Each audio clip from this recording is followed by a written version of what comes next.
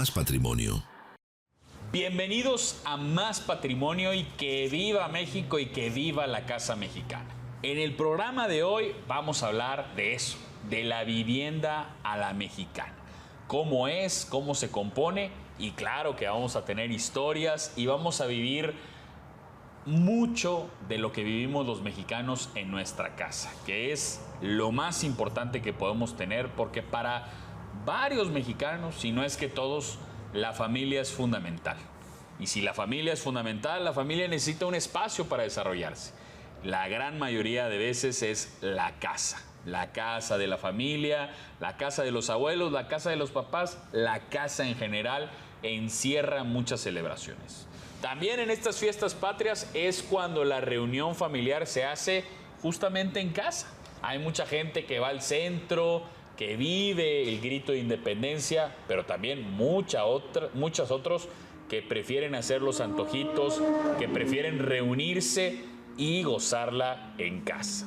Así que, antes de ir a las cuestiones de la vivienda mexicana, Daiva, ¿tú cómo vives la vivienda a la mexicana? ¿Cómo es para ti la vivienda en México? México lindo y querido, y por supuesto es importante recalcar la casa mexicana donde todos comemos juntos, donde la abuela cocina muy rico, donde hacemos tamales. ¿Cuál es tu antojito favorito, mi querido Gustavo? Es que de tanto y tanto, mira, yo creo que como está la ocasión, para mí las tostadas, y mira, no es un antojito, pero hay que saber que esa es la temporada y justo termina, es el chile en nogada. O sea, el chile en nogada para mí se me hace la expresión más grande de la comida mexicana junto con el mole, pero creo que esos son los platillos como platillos, no son antojitos. Y como antojito, para mí mis favoritas son las tostadas de tinga y también los tacos dorados. Yo creo que esos son los mejores. ¿Para ti?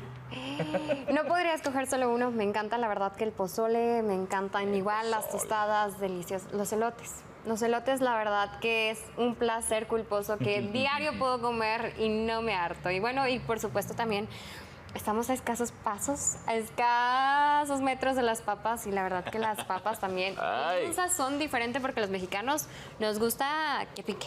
Se antojan las varias salsas que tienen ahí en las papas. Claro está. Es que, a ver, todo lo hacemos a la mexicana, ¿no? Que si las hamburguesas, que si le ponemos un tipo de carne, que si le ponemos condimentos, todo lo hacemos a la mexicana.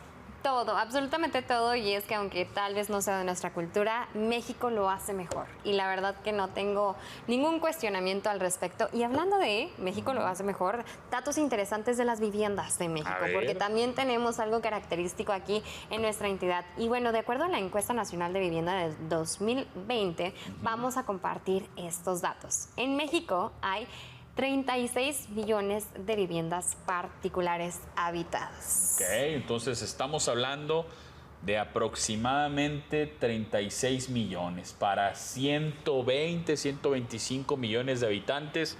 Pues puede haber un promedio por ahí de 4 habitantes por vivienda. Claro, hay viviendas que tienen más habitantes que otros, pero bueno, son 36 millones de casas las que se registraban en 2020. A lo mejor ya es un poquito más porque esta encuesta nacional de vivienda, el último año que se realizó sus resultados fue el 2020. Entonces tenemos ese dato, 36 millones de viviendas mexicanas. ¿Qué más? Así es, donde todos cabemos en una misma casa, por supuesto, somos familia.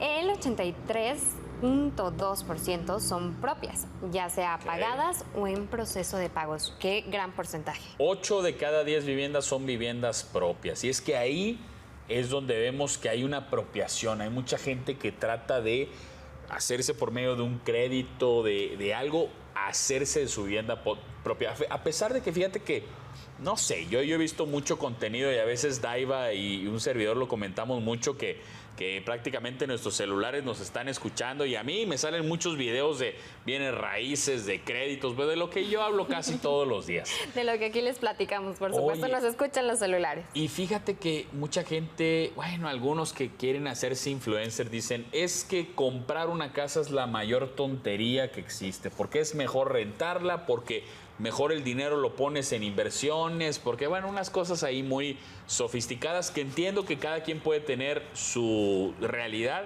y a veces unos tienen la realidad bien alterada, ¿verdad? Como decimos, pero La cuestión está en que los mexicanos, y lo digo por la encuesta, preferimos tener una casa propia.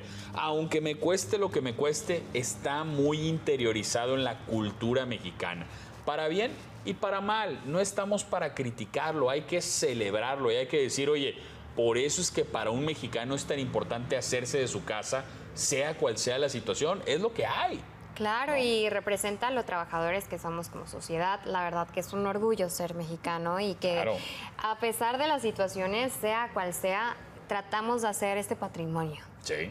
para Sí, es nosotros prioridad. y también para nuestros seres queridos. A ver, otro dato, échate otro dato mexicano. Vamos con de las otro casas. dato de las casas. Pues bueno, importante resaltar que 7 de cada 10 viviendas tienen paredes de bloc o tabique. Fíjate que eso se dio sobre todo porque son materiales, pues dentro de todo son los más económicos, a veces los más duraderos, pero son los que se pueden producir en masa. O sea, hay que recordar que en México el desarrollo de vivienda, el de cuando se explotó muchísimo, fue entre los años 2000, 2006, 2012, que fue una explotación muy grande de viviendas de interés social, viviendas populares. Y todas ellas construidas con bloc de mala calidad, de media calidad, de buena calidad. Obviamente importa la calidad, pero se adoptó eso del bloc. Sin embargo, siguen siendo el 70%. O sea, hay viviendas con otros materiales, también hay regiones con otras. Y fíjate que hablando con arquitectos, conocí a varios arquitectos que decían, es que queremos hacer proyectos con materiales de kilómetro cero. ¿Qué significa? Que en la misma región los materiales que se consigan se utilicen para construir las viviendas como se acostumbraba a hacer.